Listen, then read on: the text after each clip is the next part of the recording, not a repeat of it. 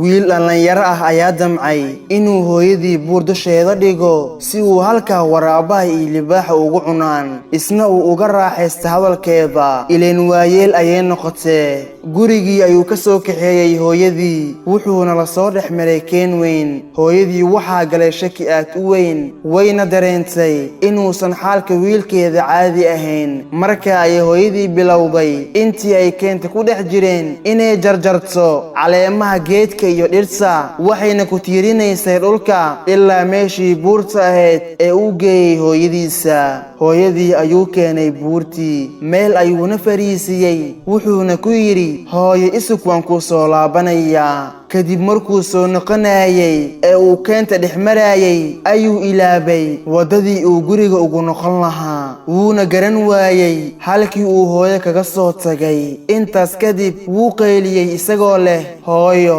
markaas ayay hooyadii si naxariis leh ku tidhi hooyo maxaa ku helay kolkaas ayuu ku yidhi hooyo jidkii aan ku imid ayaan garan waayey bal fiiri hooyo waxay ugu jawaabtay waxay ku tidhi hooyo dhirsa aan jarjare dib u raac si ay guriga kuu geyso adiga ayaan kuu dhigay si ay tilmaan kuugu noqoto